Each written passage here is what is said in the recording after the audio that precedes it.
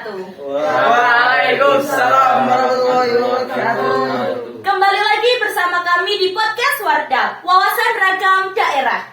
Podcast yang membahas berbagai keberagaman budaya di Indonesia. Saya Zivilia Faradita. Pada episode kali ini kita akan memahami beberapa sistem kekerabatan. Saya kali ini akan bertanya-tanya seputar sistem kekerabatan kepada teman-teman yang berada di samping saya secara berurutan. Asal kalian tahu ya, mereka ini berasal dari berbagai suku di Indonesia, mulai dari Provinsi Sumatera hingga Provinsi Papua. Yuk kita simak podcast yang penuh pengetahuan ini. Oke, untuk yang pertama, halo kakak, kalau boleh tahu siapa namanya dan berasal dari suku mana? Baik, nama saya Muhammad Said Fauzi dari suku Dayak. Dayak dari Provinsi Kalimantan ya? Ya, Kalau begitu, bagaimana penjelasan kakak Said tentang sistem kekerabatan yang ada di suku Dayak tersebut? oke. Tadi sistem kekerabatan suku Dayak itu mengenal sistem patrilineal. Artinya, keturunan dan kekerabatan dihitung dari laki-laki atau ayah. Karena dianggap bagian dari keluarga ayah, bukan ibu. Baik, bagaimana untuk warisan dan nama marga? Biasanya kan orang Dayak itu ya selalu pakai marga gitu. Warisan tanah, harta, dan gelar sosial diberikan dari ayah ke anak. Nah, marga atau klan biasanya juga mengikuti ayah. Wah, ternyata bahwa sistem kekerabatan dari suku Dayak sangat menganut sistem patrilineal ya kak. Bagaimana dengan klan atau subkeluarganya? Jadi begini kak, dalam masyarakat Dayak, keluarga besar disebut rumpun atau pelaki. Nah, setiap klan biasanya tinggal di satu wilayah, kadang dalam satu rumah panjang. Dan biasanya paman dari pihak ayah dianggap hampir seperti ayah kedua. Wah, pendapat Anda ini sangat menarik nih kak. Saya ingin membahas lebih lanjut tentang sistem sosial dan peran gender.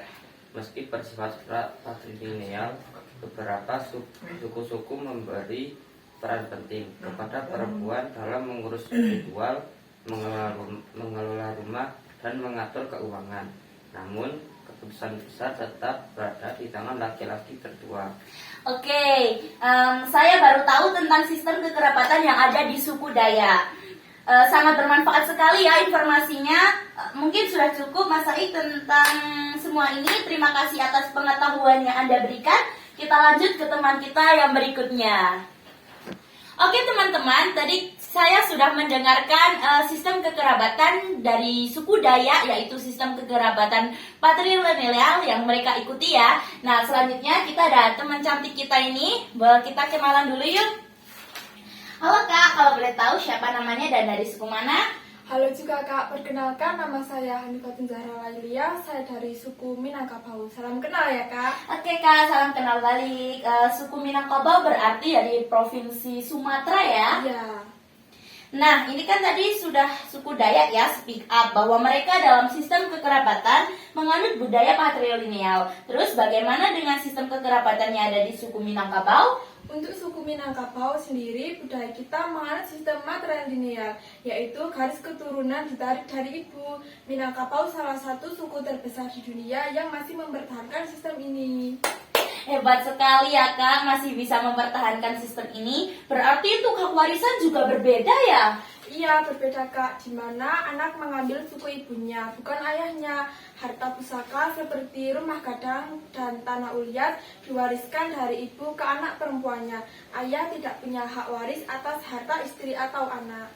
Wah, unik sekali ya kak. Saya suka nih dengan penjelasan ini. Apakah masih ada lagi hal yang mungkin saya belum tahu? Ada kak, untuk penjelasan rumah gadang dan keluarga besar. Satu rumah gadang dihuni oleh ibu, anak perempuannya, dan cucunya dari anak perempuan. Laki-laki atau ayah ataupun suami tinggal di rumah istri hanya sebagai tamu dan tetap menjadi bagian dari keluarga ibunya. Dan tahu nggak kak tentang peran mama? Apa itu peran mama? Berikut penjelasan tentang peran mama. Mama adalah saudara laki-laki dari ibu, biasanya dipanggil paman dalam bahasa Indonesianya. Ya ampun, saya kira itu mama itu ibu gitu loh di Indonesia. Ya bukan kak, Dalam sistem Minang, mama memiliki peran penting sebagai pelindung, pengasuh, dan pembimbing bagi anak-anak saudari perempuannya. Mama bertanggung jawab atas pendidikan, adat, dan bahkan keputusan penting dalam keluarga. Ini ya kak, saya benar-benar tercengang gitu loh mendengar penjelasan ini. Dan ini ilmu baru tahu sistem kekerabatan matrilineal yang sangat-sangat bermanfaat kak. Cukup sekian mungkin pertanyaan dari saya tentang suku di Minang ya. Terima kasih atas penjelasannya. Oke, sama-sama. Oke teman-teman, mungkin kita bisa lanjut ke teman kita yang ketiga ya. Halo kakak, siapa namanya dan berasal dari suku mana ya? Halo Kak, perkenalkan saya Rafa Utama dari suku Sumba. Baik Kak Rafa, saya izin bertanya boleh ya? Sistem kekerabatan apa nih yang dianut suku Sumba? Suku saya untuk saat ini masih menganut sistem kekerabatan patrilineal Kak, seperti suku yang lain. Garis keturunan dan warisan mengikuti garis laki-laki. Setahu saya di suku Sumba nama keluarga dan hak waris turun dari ayah ke anak laki-laki. Apakah benar opini itu? Benar Kak, sekali Kak, dan Sumba laki-laki berperan sebagai kepala keluarga dan penerus garis keturunan. Kepada keluarga adalah laki-laki tertua yang memimpin utusan adat dan keluarga. Wah, ternyata seperti yang lainnya ya, laki-laki tetap menjadi pewaris dan penanggung jawab keluarganya. Mungkin itu saja karena sama ya pertanyaan-pertanyaan dari saya. Saya ingin melanjutkan ke teman kita yang keempat. Oke, untuk Kak Rafa terima kasih waktu dan penjelasannya. Sama-sama Kak. Halo Kak, boleh kenalin nggak namanya siapa? Saya Zidan Nasutia Pratama.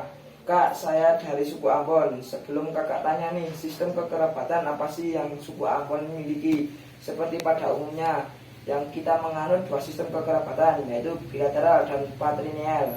Namun suku kami masih cenderung menganut sistem patrilineal yang dimana garis keturunan mengikuti pihak ayah. Wah, Kakak Zidani ternyata sudah membaca pikiran saya ya. Ini tadi karena mungkin udah saya tanya-tanya ke teman-teman jadi udah paham ya. Udah belajar pengalaman dari sebelumnya kakak. Hahaha. Oke, bisa gitu ya.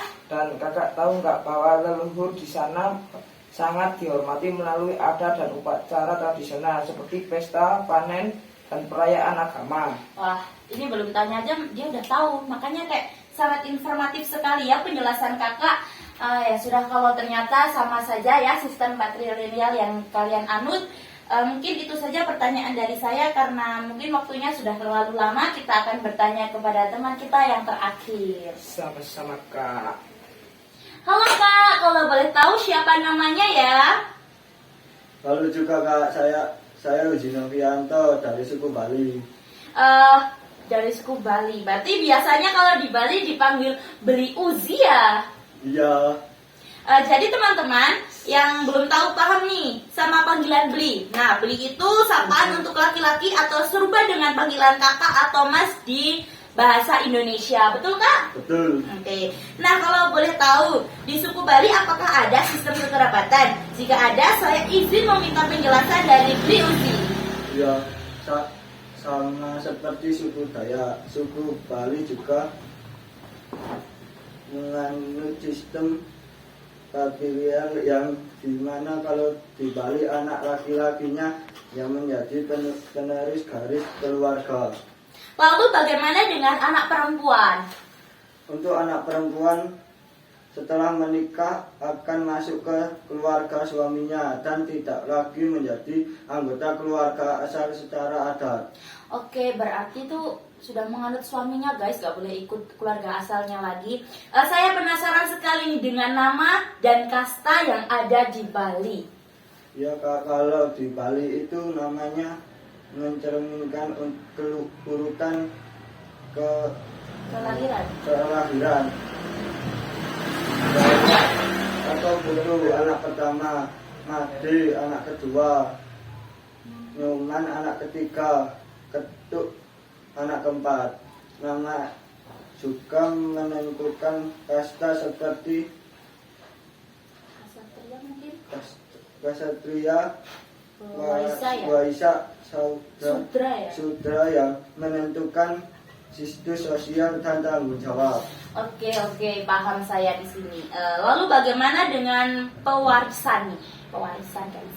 Anak laki-laki bertanggung jawab menjaga keluarga, hanya laki-lakinya yang dapat mewarisi hak atas tanah warisan keluarga. Oke, jika warisan untuk laki-laki, peran gendernya di sini apa? Anak perempuan tetap dihormati, tapi setelah menikah ikut keluarga suami dan tidak mendapatkan hak warisan secara adat. Oke, jadi begitu ya sistem kekerabatan yang ada di Bali. Ternyata sistem kekerabatan di Bali dan di suku Dayak meskipun sama-sama menganut sistem budaya patrilineal, namun peraturan adatnya juga berbeda. Oke, terima kasih Bli Uzi atas informasi yang diberikan. Ya, sama-sama. Oke. Wah, obrolan hari ini nih sangat membuka wawasan dari penjelasan narasumber tadi. Saya nih jadi paham bahwa sistem kekerabatan bukan cuma soal garis keturunan, tapi juga mencerminkan cara hidup dan nilai yang dijunjung masyarakat pada sistem patrilineal. Laki-laki memegang peran sentral dalam keluarga dan warisan, sementara pada sistem matrilineal seperti di Minangkabau, perempuan justru jadi pusat pewaris dan pengikat keluarga. Dua sistem ini mewujudkan bahwa setiap budaya cara tersendiri untuk menjaga harmoni struktur sosial dan keseimbangan adat. Sebelum kita tutup, saya ingin mengucapkan terima kasih yang sebesar-besarnya kepada narasumber kita hari ini. Sama-sama, Kak. Berikan tepuk tangan buat kita. Terima kasih juga karena sudah meluangkan waktu dan berbagi wawasan luar biasa tentang sistem kekerabatan patrilineal dan matrilineal. Pandangan bahwa dan menambah pemahaman kita semua tentang nilai-nilai hidup di masyarakat Indonesia. Semoga ilmu yang diberikan hari ini bisa bermanfaat untuk banyak orang dan semoga kita bisa bertemu lagi di kesempatan berikutnya. Sebelum saya akhiri, saya ingin mengucapkan mohon maaf yang sebesar-besarnya kepada teman-teman.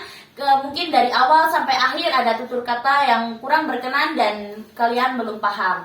Oke, saya akhiri. Selamat siang. Wassalamualaikum warahmatullahi wabarakatuh. Waalaikumsalam warahmatullahi wabarakatuh. Terima kasih Kak.